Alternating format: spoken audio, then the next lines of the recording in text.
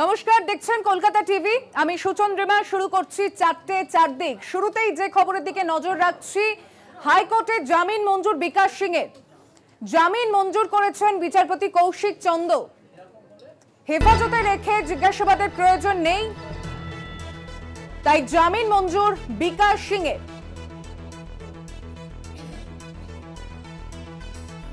বিকাশ সিং এর জামিন মঞ্জুর হাইকোর্টে। বিচারপতি কৌশিক চন্দ্রের নির্দেশ, হেফাজতে নিয়ে জেরার প্রয়োজন নেই। সন্দেশখালী ঘটনায় গ্রেপ্তার হওয়া বিকাশ সিং, এফআইআর এ তেমন কিছু নেই যার জন্য জেরা করতে হবে।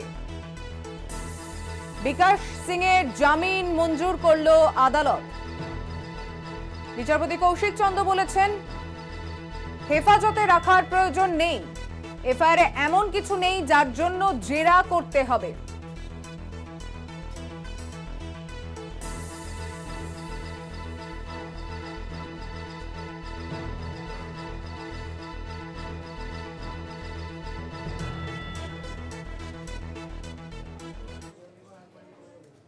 এবার যে খবরের দিকে নজর রাখছি তা হচ্ছে, শুভেন্দু অধিকারীকে ফের সন্দেশখালী যাওয়ার অনুমতি দিল কলকাতা হাইকোর্ট। হাইকোর্টে অনুমতি দেওয়া হয়েছে, বলা হয়েছে জেলিয়াখালীর হালদার পাড়ায় যাওয়ার অনুমতি পেয়েছেন তিনি। বৃহস্পতিবার যাওয়ার অনুমতি। আদালতে অনুমতি পেলেন বিজেপি বিধায়ক শঙ্কর ঘোষও। শুভেন্দু অধিকারীর সঙ্গে বিজেপি বিধায়ক শঙ্কর ঘোষ, তিনিও যেতে পারবেন সন্দেশখালীতে। বৃহস্পতিবার যাওয়ার অনুমতি পেলেন শুভেন্দু অধিকারী, তার সঙ্গে যেতে পারবেন বিজেপি বিধায়ক শঙ্কর ঘোষও। ফের শুভেন্দু অধিকারীকে সন্দেশখালী যাওয়ার অনুমতি কলকাতা হাইকোর্টে। তার সঙ্গে যেতে পারবেন বিজেপি বিধায়ক শঙ্কর ঘোষ। জেলিয়াখালীর হালদার পাড়ায় যাওয়ার অনুমতি দেওয়া হয়েছে শুভেন্দুকে।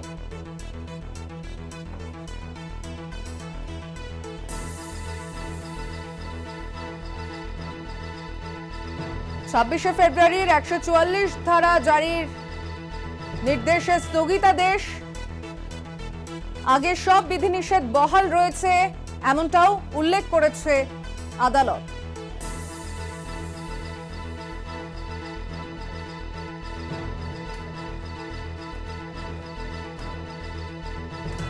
(144 ধারার বিজ্ঞপ্তিতে স্থগিতাদেশ,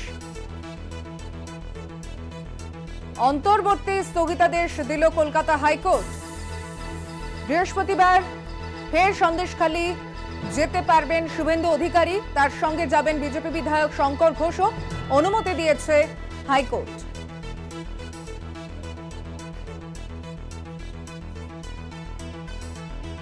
প্রতিক্রিয়া নেব, এই বিষয় নিয়ে কথা বলবো। আমাদের সঙ্গে রয়েছেন তৃণমূল নেতা জয়প্রকাশ মজুমদার। জয়প্রকাশ বাবু, ফের শুভেন্দু অধিকারীকে সন্দেশখালী যাওয়ার অনুমতি দিয়েছে আদালতে, কি প্রতিক্রিয়া আপনার?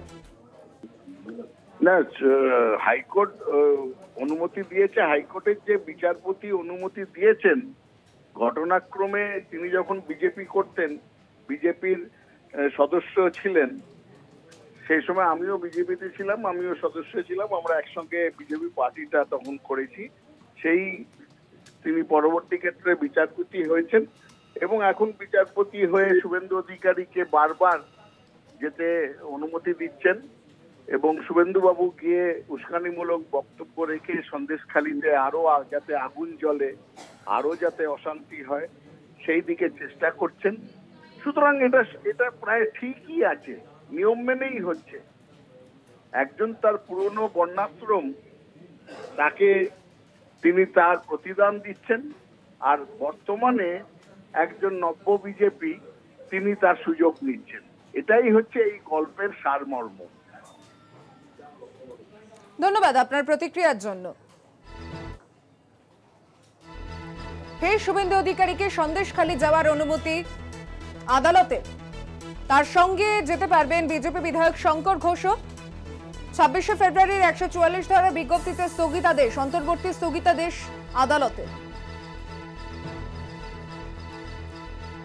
বিজেপি বিধায়ক শঙ্কর ঘোষ আমাদের সঙ্গে রয়েছেন টেলিফোন লাইনে। আপনাদের সন্দেশখালী যাওয়ার অনুমতি পেয়ে গিয়েছেন, কতটা আশাবাদী পরিস্থিতি স্বাভাবিক হতে পারবে আপনারা যাওয়ার পর?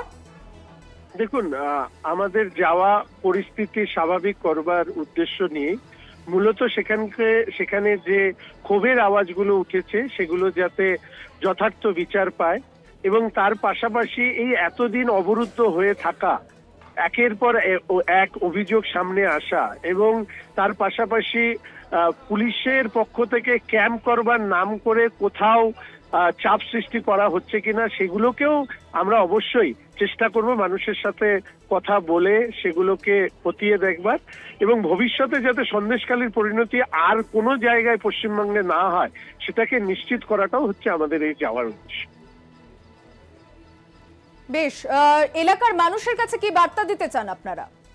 এলাকার মানুষের কাছে বার্তা তো খুবই পরিষ্কার, সংঘবদ্ধ থাকুন, নিজেদের হৃত যে জমি সেটা পুনরুদ্ধার করুন, এবং এই ধরনের দুর্নীতিগ্রস্ত জনপ্রতিনিধিদের থেকে যদি নিজেদেরকে মুক্ত রাখতে হয়, রাজ্যের বর্তমান মুখ্যমন্ত্রী যাদেরকে সম্পদ বলে চিহ্নিত করেছেন তাদের আনাগোনা বন্ধ করুন। ধন্যবাদ আপনার প্রতিক্রিয়ার জন্য। আমরা সরাসরি নজর রাখবো ধর্মতলায় ধর্ণা মঞ্চে শুভেন্দু অধিকারী বক্তব্য রাখছেন।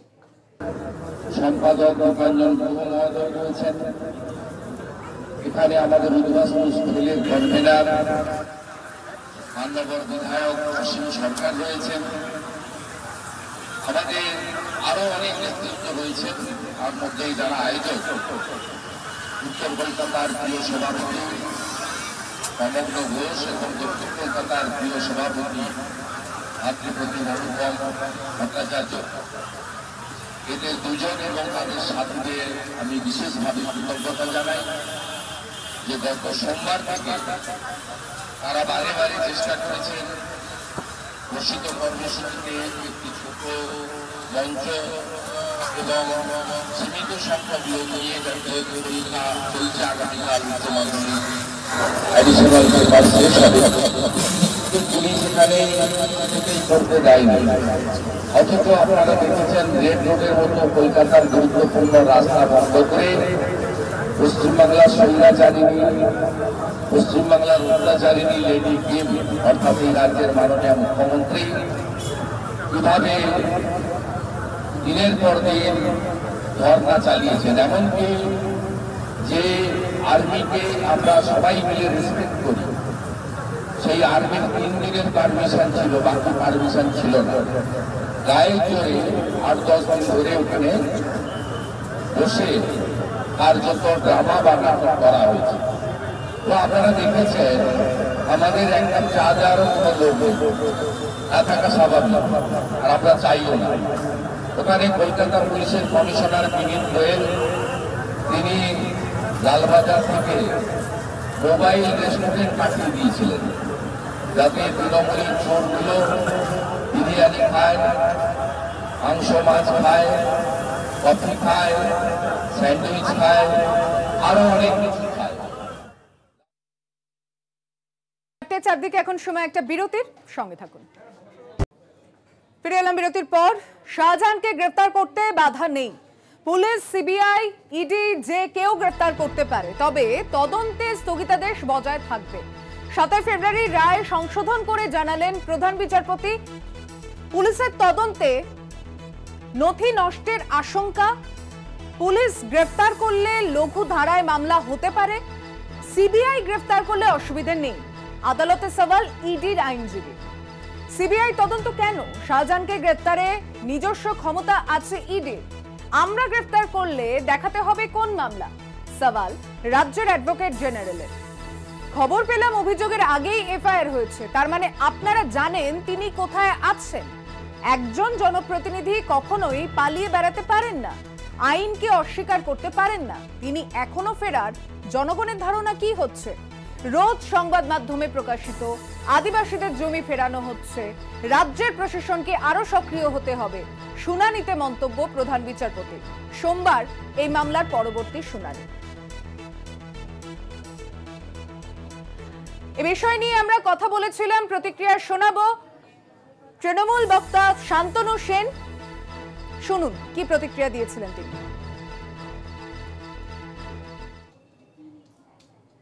আমরা কোনো অন্যায়ের সাথে আপোষ করি না এবং যারা মানুষের উপর অত্যাচার করে তার বিরুদ্ধে অভিযোগ এবং সার্কামস্টেন্সিয়াল এভিডেন্স পেলে আমাদের প্রশাসন তার বিরুদ্ধে নিরপেক্ষভাবে পদক্ষেপ নেয় এবং মহামান্য আদালতে স্টে থাকার জন্য শাহজাহানের বিরুদ্ধে পুলিশ পদক্ষেপ নিতে পারছিল না। স্টে উঠে যাওয়ার পর শাহজাহানের বিরুদ্ধে পুলিশ পদক্ষেপ নেওয়া নিশ্চিত করে শুরু করেছে ইতিমধ্যে এবং আমরা জানি ইনিশিয়াল কেসটা ইডি করেছিল এবং ইডি সিবিআই তারা বিজেপি রঙ্গলি হেলনে চলে সেটা নতুন করে প্রমাণ করার কোনো অপেক্ষা রাখে না। নিশ্চিত করে এবার ইডিও তাহলে সচেষ্ট হবে, কিন্তু আমি আবার বলবো ইডির ক্ষেত্রে পক্ষপাতিত্বমূলক আচরণ, ইডির ক্ষেত্রে ইনকম্পিটেন্স, ইডির ক্ষেত্রে ডিসঅনেস্টি, এগুলো বিভিন্ন ক্ষেত্রে প্রমাণ পাওয়া গেছে। আমি মনে করি আমাদের রাজ্য প্রশাসন যথেষ্ট কম্পিটেন্ট। এই রাজ্য প্রশাসনে শিবু হাজরা, উত্তম সর্দারদের মতো এদেরকে অ্যারেস্ট করেছিল। আগামী দিনে রাজ্য প্রশাসনই এটা করতে পারবে। শাহজাহানে করা হাইকোর্ট আদালতের এই পর্যবেক্ষণ নিয়ে বিকাশ রঞ্জন ভট্টাচার্য কি প্রতিক্রিয়া দিয়েছেন শুনুন।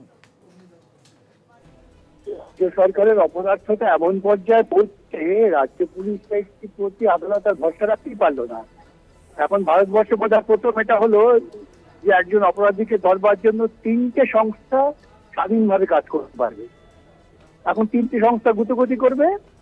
এখন হয়তো তৃণমূল তার আশ্রয় থেকে ওকে কোনো কোর্টে আত্মসমর্পণ করে দেওয়ার চেষ্টা করবে যাতে সিবিআই বাজেটে সে না চায়। এইসব চক্রান্ত করতে রাজ্যের প্রশাসনের 12টা বাজিয়ে দিচ্ছে। শাহজাহানে করা হাইকোর্ট শাহজাহানকে গ্রেফতার করতে বাধা নেই। পুলিশ, সিবিআই, ইডি যে কেউ গ্রেফতার করতে পারে, তবে তদন্তে স্থগিতাদেশ বজায় থাকবে। 7 ফেব্রুয়ারির রায় সংশোধন করে জানালেন প্রধান বিচারপতি।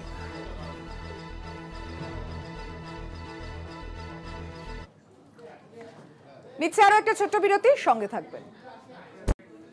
ফিরে এলাম বিরতির পর। শাহজাহান কোথায়? হদিশ দিলেন শুভেন্দু। পুলিশের হেফাজতে নিরাপদে রয়েছেন শাহজাহান। গতকাল রাত 12টা থেকে পুলিশের হেফাজতে শাহজাহান। বেড়মজুর 2 নম্বর পঞ্চায়েত এলাকা থেকে সরানো হয়েছে। সোশ্যাল মিডিয়ায় এমনই বিস্ফোরক দাবি বিরোধী দলনেতার। পুলিশের সঙ্গে সমঝোতা হয়েছে শাহজাহানের। প্রভাবশালী মধ্যস্থতাকারীর মাধ্যমে সমঝোতা। গারদে 5 তারার সুবিধার সমঝোতা মন্তব্য করেছেন বিরোধী দলনেতা সোশ্যাল সাইটে। এই প্রসঙ্গে আমরা কথা বলেছিলাম তৃণমূল মুখপাত্র শান্তনু সেনের সঙ্গে, শুনুন তার প্রতিক্রিয়া। আমাদের সর্বভারতীয় সাধারণ সম্পাদক অভিষেক বন্দ্যোপাধ্যায় বলেছেন যে আদালতে স্থগিতাদেশ থাকার জন্য শাহজাহান শেখের বিষয়ে পুলিশ পদক্ষেপ নিতে পারছিল না। তার পরের দিনই আদালত যখন স্থগিতাদেশ উইথড্র করেছে, আমরা বলেছি যে আমাদের প্রশাসন নিরপেক্ষভাবে কাজ করে। যেভাবে উত্তম সর্দার বা শিবু হাজরারা আমাদের দলের সাথে যুক্ত থাকা সত্ত্বেও পার পায়নি, তারা অ্যারেস্টেড হয়েছে। অনতি বিলম্বে শেখ শাহজাহানও অ্যারেস্টেড হবে। তৃণমূল কংগ্রেসের সরকার প্রশাসন লুকিয়ে লুকিয়ে করে না। সারা ভারতবর্ষের মানুষ গতকাল দেখলো লুকিয়ে লুকিয়ে কিভাবে হিমাচল প্রদেশে অন্য দল থেকে বিধায়ক কিনে নিয়ে একটা সাংসদ রাজ্যসভা চুরি করে নিয়ে চলে গেল।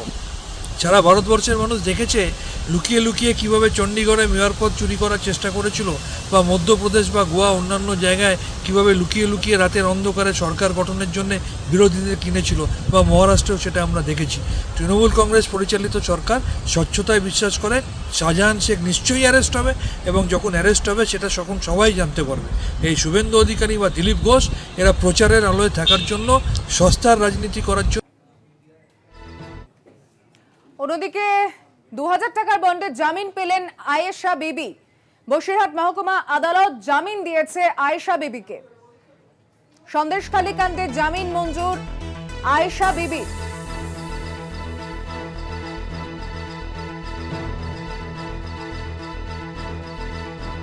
$2000 টাকার বন্ডে জামিন পেলেন আয়েশা বিবি।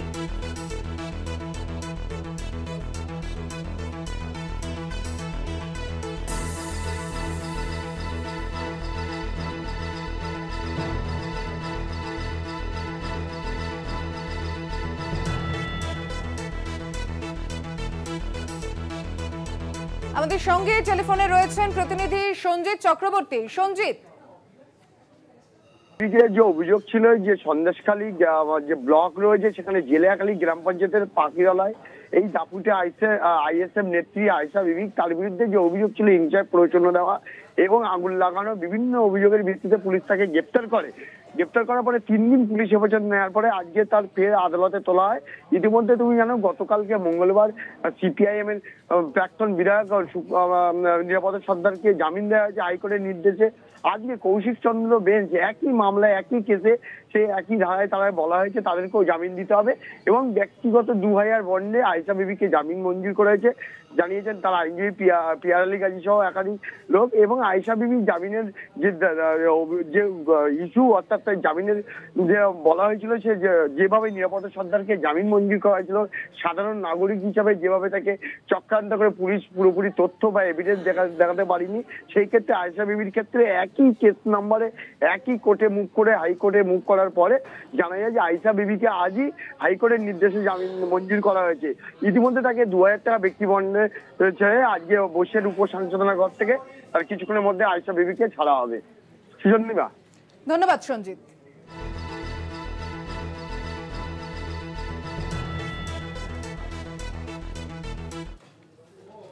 চারটে চারদিকে এখন সময় আরো একটা বিরতির, ফিরছে এক্ষুনি, সঙ্গে থাকবে।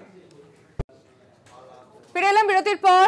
এবার যে খবরের দিকে নজর রাখছি, সন্দেশখালীর মানুষের জমি ফেরত নিয়ে আইনি বৈধতার প্রশ্ন তুললেন প্রাক্তন সিপিএম বিধায়ক নিরাপদ সর্দার। বেরমজুর 1 নম্বর গ্রাম পঞ্চায়েতে বেআইনিভাবে জমি দখল করে মাছ চাষ করা, লিজের টাকা আত্মসাৎ সহ একাধিক অভিযোগ। সন্দেশখালীর শাসক দলের নেতাদের বিরুদ্ধে এই অভিযোগ উঠেছে। ইতিমধ্যে সন্দেশখালী থানা ও ন্যাজাট মিলে মোট 6টি পুলিশ ক্যাম্প করা হয়েছে, যেখানে বসিরহাট জেলা পুলিশের পক্ষ থেকে অভিযোগ গ্রহণ কেন্দ্র করা হয়েছে। গৃহীত অভিযোগের ভিত্তিতে 150 জন গ্রামবাসীকে তাদের সঠিক কাগজপত্র দিয়ে জমি ফেরত দিয়েছে রাজ্য ভূমি ও ভূমি রাজস্ব দপ্তরের আধিকারিকরা।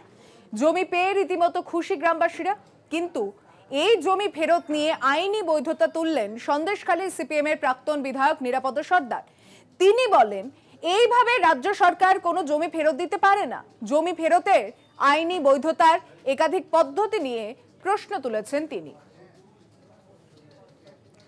আমি সরাসরি চলে যাচ্ছি সন্দেশখালী থেকে, রয়েছেন আমাদের সঙ্গে আমাদের দুই প্রতিনিধি সত্য সুন্দর ভট্টাচার্য এবং সঞ্জিত চক্রবর্তী।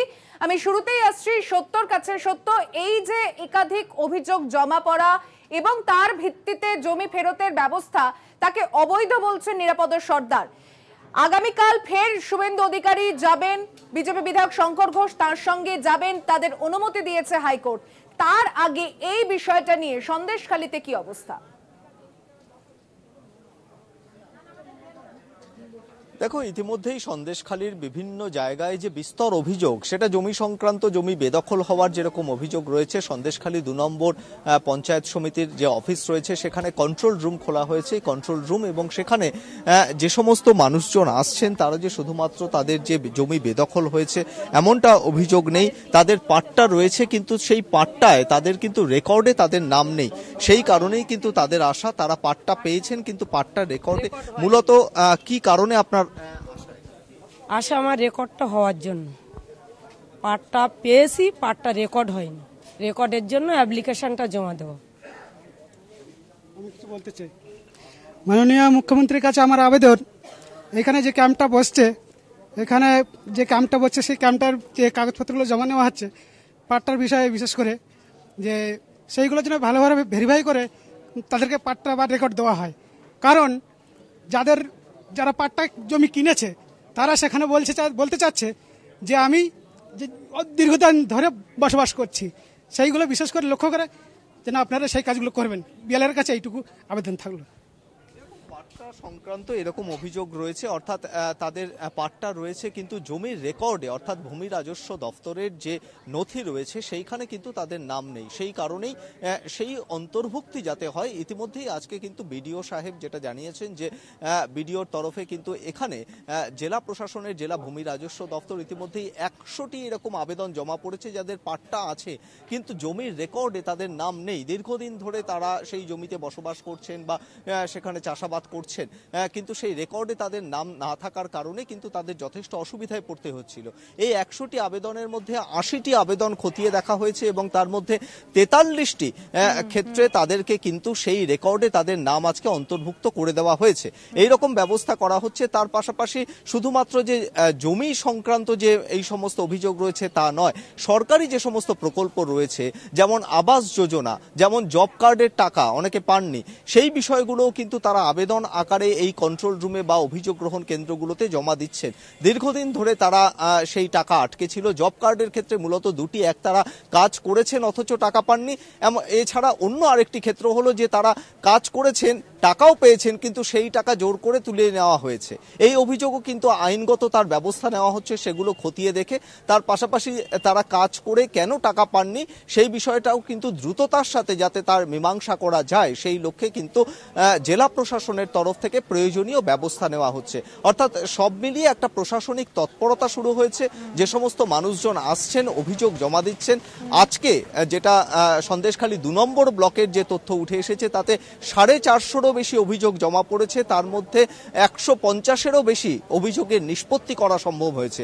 অর্থাৎ দু ধরনের অভিযোগ নিয়ে বা আবেদন নিয়ে তারা আসছেন। এক হলো জমি সংক্রান্ত, অন্যটি হলো সরকারি যে সমস্ত পরিষেবা রয়েছে সেই সমস্ত পরিষেবার সুফল যাতে তারা পান সেই কারণে তারা আবেদন জানাতে আসছেন।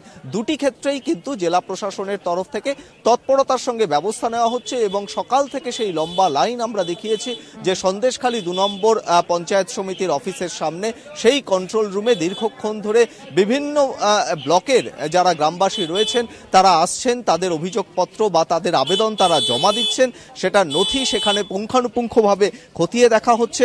এখনো বিকেল হয়ে গেছে কিন্তু সেই লাইন কিন্তু এখনো রয়েছে কন্ট্রোল রুমে। অর্থাৎ সব রকম ভাবে যাতে সহায়তা দেওয়া সম্ভব হয় সেই ব্যবস্থাও কিন্তু করা হচ্ছে। অনেকে লাইনের দাঁড়িয়ে অভিযোগ আপনি কি আবেদন জমা দিয়েছেন, দেওয়া হয়েছে? না, দেওয়া হয়নি। আমার একটা কাগজ ছেড়ে রেখেছি বাড়িতে, কালকে দেবো। কিসের আবেদন করতে? জমির পাট্টা জমি আমার হয়নি, রেকর্ড হয়নি, রেকর্ডের জন্য। এরকমই রেকর্ডের জন্য অনেকেই আসছেন যাতে তাদের নাম অন্তর্ভুক্ত হয়। ভূমি রাজস্ব দপ্তরের যে নির্দিষ্ট ওয়েবসাইট রয়েছে বা যে নির্দিষ্ট তথ্য পরিসংখ্যান রয়েছে সেই জায়গায় তাদের নিজেদের নাম অন্তর্ভুক্ত করতেই কিন্তু তারা আবেদন জানাচ্ছেন। এভাবেই সকাল থেকে সন্দেশখালীর বিভিন্ন জায়গায় যে ব্লকে যে সমস্ত মানুষজন রয়েছেন তারা কিন্তু আসছেন, লাইনে দাঁড়াচ্ছেন, তাদের সব রকম ভাবে যাতে কোনো রকম তাদের অসুবিধা না হয় সেই সহায়তা। সঙ্গে ধন্যবাদ, তুমি সঙ্গে থাকো। আমি আমাদের সঙ্গে রয়েছেন আমাদের অপর প্রতিনিধি সঞ্জিত চক্রবর্তী। সঞ্জিত, সন্দেশখালীতে যে অবস্থা, অভিযোগের পাহাড় জমে গিয়েছে এবং সেই অভিযোগের মধ্যে সত্য যেমন আমাদের অপর প্রতিনিধি জানালেন প্রায় 400-450, তার মধ্যে 150 মতো অভিযোগে জমি ফেরত দেওয়ার কাজ শুরু হয়েছে। এছাড়াও মানুষজন আসছে, তারা সচেতনভাবে কিন্তু সরকারি সাহায্যের আবেদনও করছে। তুমি যে অংশে রয়েছো সেখানে কি ছবি উঠে আসছে? দেখো, আমি তোমায় জানাতে চাই যে বেরমুজুর 1 নম্বর গ্রাম পঞ্চায়েতের যে তেভাগা আন্দোলন গঠিত হয়েছিল, যে তেভাগা আন্দোলন কৃষকদের জমি ফেরত, অর্থাৎ জমিদার জোয়ারদারদের জমি ফেরত নিয়ে কিন্তু মানুষের বন্টন করা হয়েছিল। কিন্তু এর মধ্যে একটা গোড়ায় গন্ডগোল দেখা দিয়েছে। কেন গোড়ায় গন্ডগোল তোমাকে এইটা বলতে চাইছি, যখন প্রাক্তন সিপিএমের বিধায়ক বলছে যে তাদের জমি ফেরত নিয়ে আইনি বৈধতা রয়েছে এবং 80-90 দশকের যে জমিগুলো ফেরত দেওয়া হয়েছিল তাদের সঠিকভাবে বিলি বন্টন করা হয়েছিল বা পাট্টা দেওয়া হয়েছিল, বা পাট্টা দিলেও তার কি রেজিস্ট্রেশন নাম্বার করা হয়েছিল বা অর্জের খাতায় তাদের নাম নথিভুক্ত করা হয়েছিল, এইটা কিন্তু নিয়ে একাধিক প্রশ্ন উঠেছে। যে কথাটা বলছিল যে একাধিক জায়গায় তাদের জমির পাট্টা আছে কিন্তু রেকর্ডে নাম নেই, কিন্তু প্রশ্নটা উঠছে যখন এই জমি বন্টন বিলি হয়েছিল, অর্থাৎ জমিদার জোয়ারদারদের কাছে জমি নিয়ে যখন বামফ্রন্টের আমলে 80-90 দশকে যখন জমি বিলি করা হয়েছিল, সেই জমি বিলি করাটা কোথায় যেন একটা ত্রুটি রয়ে গেছে। হয়তো জমির পাট্টা দিয়েছিল, হয়তো রেকর্ডে নাম নেই। তার জন্যেই কি আজকে প্রাক্তন সিপিএমের বিধায়ক তিনি বললেন এই জমির আইনি বৈধতা নিয়ে প্রশ্ন আছে? তাহলে কি গোড়ায় গণ্ডগোল রয়েছে? এখন যখন রাজ্য সরকার সেই দিকে যখন ভূমি ও ভূমি রাজস্ব দপ্তরের আধিকারিকরা সেই জমি ফেরত দেওয়ার পরিকল্পনা করে নিচ্ছে, উদ্যোগ নিয়েছে, ইতিমধ্যে 150টি পরিবারের হাতে সেই উপযুক্ত নথিপত্র দিয়ে জমি ফেরত দিয়েছে। অন্যান্য সমস্যা তো আছেই, কিন্তু তার মধ্যেই এই প্রশ্ন একবার উস্কে দিল। তাহলে কোথাও একটা যেন যে খাতা কলমে হয়তো তাদের নাম নথিভুক্ত নেই, আসল নামের পরিচয় দেওয়া অন্য নাম রয়েছে, নামের পরিবর্তন করেছে, এদিকে তাদের জমির পাট্টা তাদের কাছে রয়ে গেছে। তাহলে হয়তো ওই 80-90 দশকে যে জমি বন্টন করা হয়েছিল সঠিকভাবে সেই বন্টনটা হয়নি বা খাতায় কলমে তারা পাননি, হয়তো তাদের হাতে জমির পাট্টা তুলে দেওয়া হয়েছিল কিন্তু জমি তারা ভোগ দখল করছিল। অর্থাৎ 40-50 বছরের কেউ জমির মালিক। এখানে বিভিন্ন জানো তুমি সন্দেশখালী ব্লকটা পুরো একদম এক ফসলীয় জমি, মাঝে মাঝে 2 ফসলীয় হয়, কিন্তু বাকিটাই কিন্তু মৎস্য চাষের ওপর নির্ভর করে এখানকার মানুষ তাদের জীবিকা অর্জন করে। তাহলে এই জমি যখন তাদের দীর্ঘদিন ধরে তারা এর ওপরে নির্ভর করে তাদের দৈনন্দিন জীবন কাটাতো, তাদের রুজি রোজগার চলতো, তাহলে কি এই জমির কোথায় ত্রুটি থেকে গিয়েছে? তাহলে কি জমিগুলো বেদখল হয়েছিল? শাসক দলের ওই কয়েক নেতা তাদেরকে এই সুযোগটাকে কাজে লাগিয়ে সেই জমিগুলো দখল করেছিল। তখন আবার সেইটাকে যখন রেক্টিফাই করা হচ্ছে, যাদের উপযুক্ত নথিপত্র দেখিয়ে যখন প্রশাসন চেষ্টা করছে তাদের জমি ফেরত দেয়, তখনই কিন্তু যখন এই প্রশ্ন উঠে আসে, তাহলে কোনো একটা জায়গায় 80-90 দশকে কিন্তু গিয়ে জমির পাট্টা দিলেও কিন্তু রেকর্ডে কোনো নাম ছিল না, হয়তো কারোর নাম ছিল, বেশি অংশ নাম ছিল না, হয়তো রেজিস্ট্রেশন ছিল না, সবটাই কিন্তু কোনো একটা জায়গায় গোলমেলের তৈরি হয়ে রয়েছে তাদের জমি নিয়ে। কিন্তু সেইটাকে ওভার করে অর্থাৎ ওভারকাম করে কিন্তু রাজ্য সরকার ভূমি ও ভূমি দপ্তর তাদের হাতে তাদের জমি, তাদের যেভাবে কত বিঘা জমিতে চাষ করছে, কিভাবে চাষ করতে, কতদিন তাদের তাদের ওই পাটটা দেখে সবকিছু দেখে তাদের উপযুক্ত নথি সহ তাদের জমি ফেরত দিচ্ছে। সেখানেই কিন্তু এখন প্রশ্ন উঠে গেল, বিরোধী অর্থাৎ সিপিএমের প্রাক্তন বিধায়ক প্রশ্ন তুললেন যে তাদের জমি আইনি বৈধতা নিয়ে প্রশ্ন তুললেন, এইভাবে জমি ফেরত দেওয়া যায় না।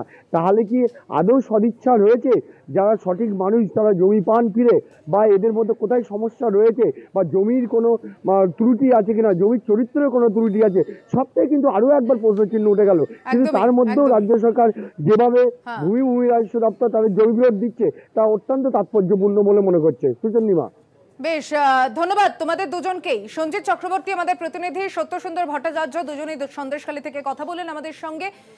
আরো একটা বিরতি নিয়ে ফিরছি 4:04 দিকে, সঙ্গে থাকবেন। সিঙ্গুর নন্দীগ্রাম সব জায়গার চেহারা আলাদা, কোনো তুলনা চলে না। বিরোধীদের পাল্টা জবাব দিলেন মুখ্যমন্ত্রী।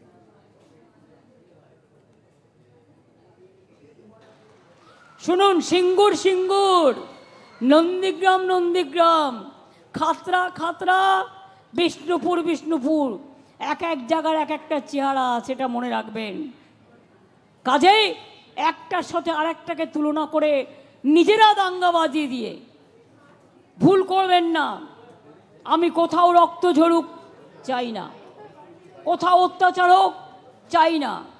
যারা বড় বড় কথা বলে বেড়াচ্ছে খুলবো ভান্ডারে আমার অনেক কিছু জমা আছে, কিন্তু আস্তে আস্তে ভান্ডারটা যখন খুলবো না তখন বুঝতে পারবেন কোনটা ঠিক আর কোনটা ভুল।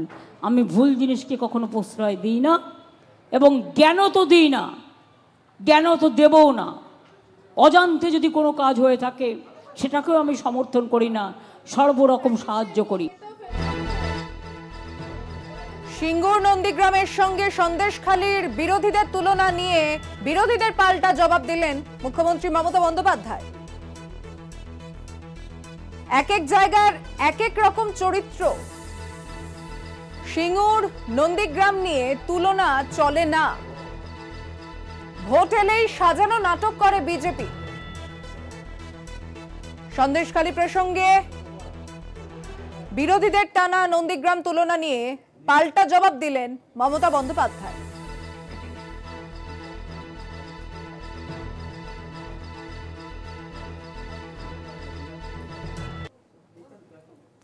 লোকসভা ভোটের নির্বাচনী আচরণবিধি লাগুর আগেই বিজ্ঞপ্তি জারি হতে পারে সিএএ। সংবাদ মাধ্যমের খবরে ফের সিএ নিয়ে জোর জল্পনা। ভোট এলেই কটাক্ষ মুখ্যমন্ত্রীর। লোকসভা ভোটের আগেই লাগু সিএএ, সংবাদ মাধ্যমের খবরে জল্পনা। ভয়ঙ্কর প্রতিহিংসার খেলা, কড়া প্রতিক্রিয়া তৃণমূলের। দুয়ারে কড়া নাড়ছে লোকসভা ভোট। ছক কষে বোরের চাল দিতে প্রস্তুতি নিচ্ছে সব রাজনৈতিক দলই। এরই মাঝে ফের শিরোনামে সিএএ। লোকসভা ভোটের দিন ঘোষণার আগেই লাগু সিএএ। নির্বাচনী আচরণ বিধি লাগুর আগেই সিএএ বিজ্ঞপ্তি জারি। সংবাদ মাধ্যমের খবরে ফের মাথাচাড়া দিয়েছে সিএএ জল্পনা। সিএএ এর বিরোধিতায় সরব হয়েছে বহু রাজনৈতিক দল। প্রথম থেকেই সিএএ এর বিরোধিতা করেছেন বাংলার মুখ্যমন্ত্রী মমতা বন্দ্যোপাধ্যায়। লোকসভা ভোটের আগে বুলডোজার চালিয়ে আইন কার্যকর করতে চাইছে মোদী সরকার। ভয়ঙ্কর প্রতিহিংসার খেলা তোপ তৃণমূলের। ভোট এলেই ক্যাঁ ক্যাঁ কটাক্ষ মুখ্যমন্ত্রীর। ভোটের আচরণবিধি ঘোষণা হওয়ার আগেই নাকি সেন্ট্রাল গভর্নমেন্ট সিএ কার্যকর করতে চায়। এটা ভয়ঙ্কর খেলা। রুটি কাপড়া আর মাকান দিতে পারছেন না দেশের মানুষ, আর্থিক বোঝা তাদের উপর, দেশের অর্থনীতি বিপর্যস্ত। সেই জায়গায় ধর্মের নামে ভেদাভেদ করা, প্রতিহিংসার রাজনীতি করা, এই যে আধার কার্ড ডিঅ্যাক্টিভেট করার কাজ শুরু করেছিল মমতা বন্দ্যোপাধ্যায় এবং তৃণমূল কংগ্রেসের প্রবল প্রতিবাদে, সেটা ধরা পড়ে গেছে। এগুলো সব হচ্ছে এই সিএ এনআরসি করার আগে স্টেজ।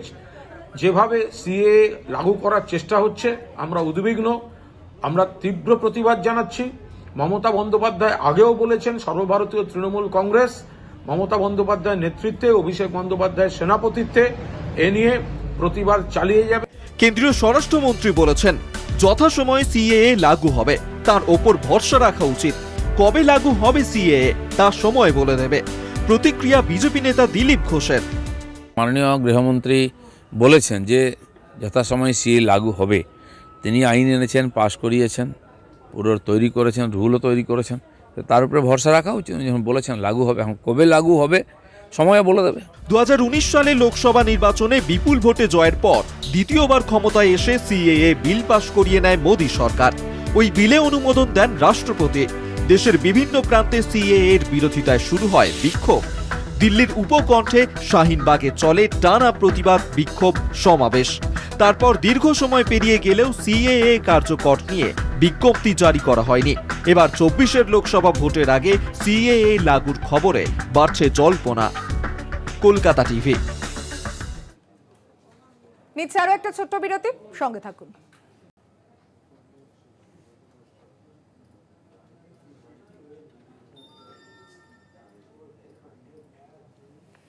ফিরে এলাম বিরতির পর। দেখছেন 4টে 4 দিক। যে খবরের দিকে নজর রাখছি, কংগ্রেস ছাড়লেন কৌস্তব বাগচি। কংগ্রেস ছাড়লেন কৌস্তব বাগচি। মল্লিকার্জুন খার্গে ও অধীর চৌধুরীকে ইমেলে ইস্তফা পত্র পাঠালেন তিনি। কি প্রতিক্রিয়া তার, শুনুন। আত্মসম্মানের সাথে আর কম্প্রোমাইজ করতে পারছিলাম না, অনেকটা হয়ে গেছে, এরপরে আর পাচ্ছিলাম না। দল এখানে তৃণমূল কংগ্রেসকে তাদের রাজ্য সংগঠন হিসেবে মনে করে, সেই দলে কি করে থাকা যাবে? এখানে দলের রাজ্য সভাপতিকে অপমান করা হয়, তার প্রয়াত কন্যা সম্পর্কে কুরুচিকর মন্তব্য করার পরেও একটা কংগ্রেস নেতার হিম্মত হয় না তার প্রতিবাদ করার। আমি তো প্রতিবাদ করেছি, তারপরেও দল আমার সাথে যেভাবে দীর্ঘদিন ধরে বঞ্চিত রেখেছে, বঞ্চনা করেছে, তাতে উনি আমার মাথা ব্যথা ছিল না। কিন্তু যেভাবে তৃণমূল কংগ্রেসের সাথে সখ্যতা বা তৃণমূল কংগ্রেসটাকেই প্র্যাকটিক্যালি রাজ্য কংগ্রেস হিসেবে মানে মেনে নেওয়া, এটা অন্তত আমার পক্ষে সম্ভব। তাদের মনে হয়েছে আমাকে প্রয়োজন নেই, আমাকে প্রয়োজন না থাকলে তো আমি কিছু করতে পারবো না। আর এই মুহূর্তে আমারও মনে হচ্ছে দলে থাকা মানে আমার নিজের আত্মসম্মানের সাথে কম্প্রোমাইজ করা হয়। এখানে তৃণমূল কংগ্রেসের বিরুদ্ধে তো আন্দোলন কংগ্রেসকে করতে দেওয়া হয় না। তৃণমূলের বিরুদ্ধে যে বেশি কথা বলবে আমার মতন অবস্থা হবে, মুখপাত্র পদ থেকে সরিয়ে দেওয়া হবে। মানে শুভেন্দু অধিকারী বিজেপির বিরোধী দলনেতা না, রাজ্যের বিরোধী দলনেতা। মমতা বন্দ্যোপাধ্যায় বিরোধী আন্দোলনের প্রধান সেনাপতি শুভেন্দু অধিকারী। 4টে 4 দিক এখন এই পর্যন্তই। অন্যান্য নানান খবরের জন্য দেখতে থাকুন কলকাতা টিভি, রাত দিন 7 দিন।